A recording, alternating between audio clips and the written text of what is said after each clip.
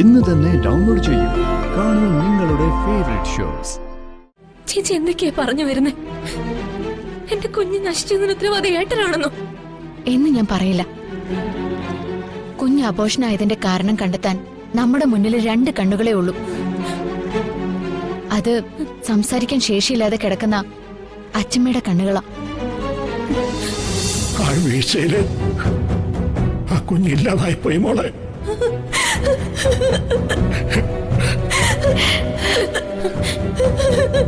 എന്റെ കുഞ്ഞ്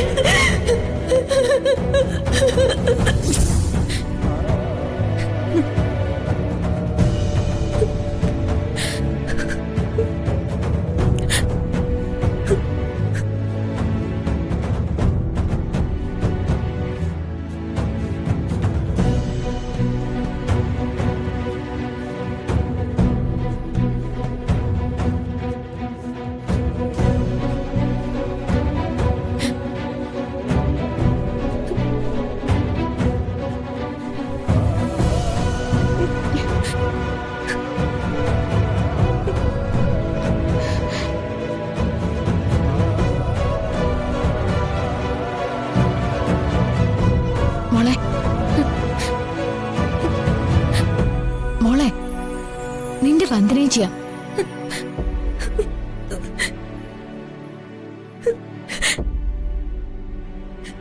മോളെ ചേച്ചി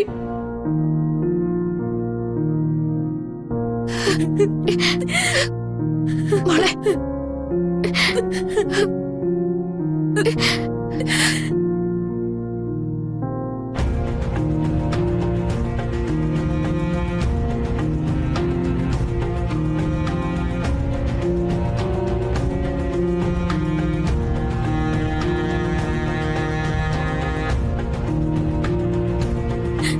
നീ വന്നൂന്ന് സുചിത്രടുത്ത് വിളിച്ചു പറഞ്ഞു. എന്നോടൊപ്പം ജഗനും തീമോളും വന്നിട്ടുണ്ട്. അവരച്ഛമ്മയെ കാണാൻ പോയിരിക്കാം. ആകെ ഉണ്ടായിരുന്ന ഒരു പ്രതീക്ഷയായിരുന്നു എന്റെ കുഞ്ഞ്. ഇപ്പൊ അതും പോയി വന്ദനേച്ചി. എല്ലാം തകർന്നു.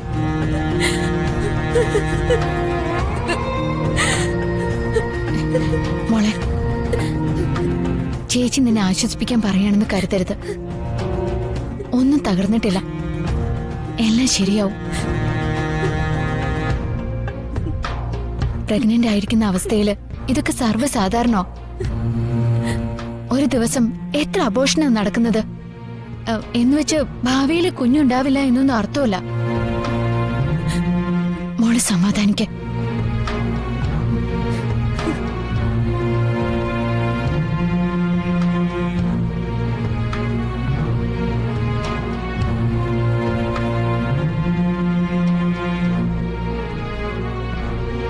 മോളെ, അന്ന് അവിടെ എന്താ നടന്നത്? അത് ഞാൻ പതിവില് നേരത്തെ ഉറങ്ങി.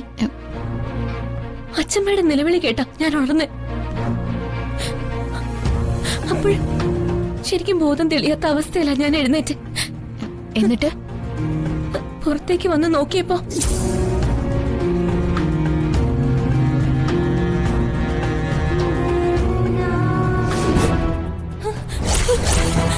അയ്യോ, അച്ഛമ്മേ, അച്ഛമ്മേ. തറയില് വീട് കിടക്കുന്ന അച്ഛമ്മയാ ഞാൻ കണ്ടത്.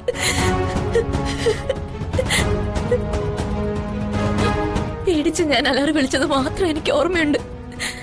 പിന്നെ ഒന്നും ഓർമ്മയില്ല. ആ സമയത്ത് വിക്രം അവിടെ ഇല്ലായിരുന്നോ? അറിയില്ല.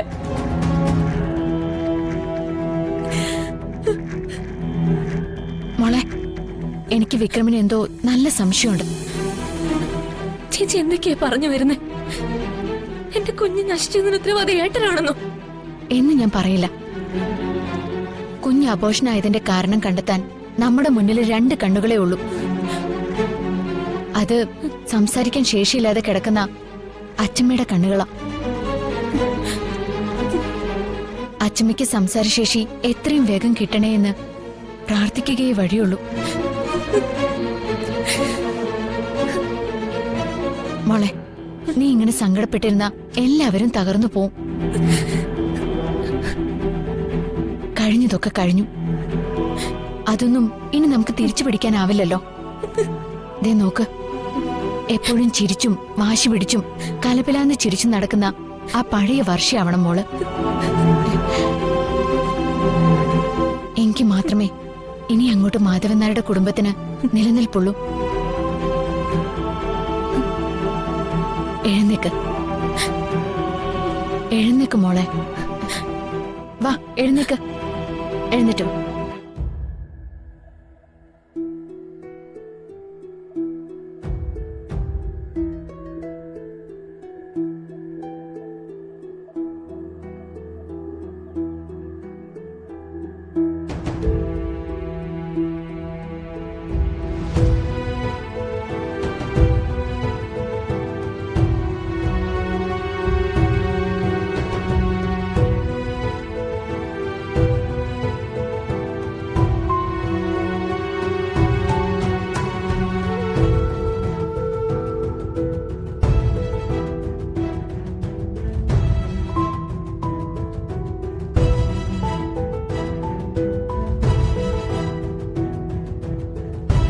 വർഷയൊന്ന് ചിരിച്ചു കാണണമെങ്കിൽ അവളുടെ വന്ദനിച്ച് വരണം.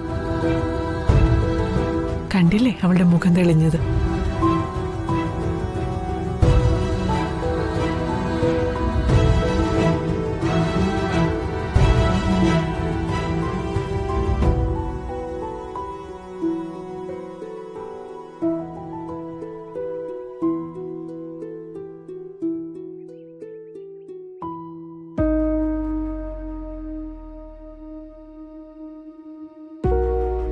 ഞാൻ വിളിച്ചിട്ട് മുത്തശ്ശി നല്ല ഉറക്കം. എണീറ്റ് എനിക്ക് കഥ പറഞ്ഞുതരാൻ പറ വന്ദനമ്മേ മുത്തശ്ശിയോട്.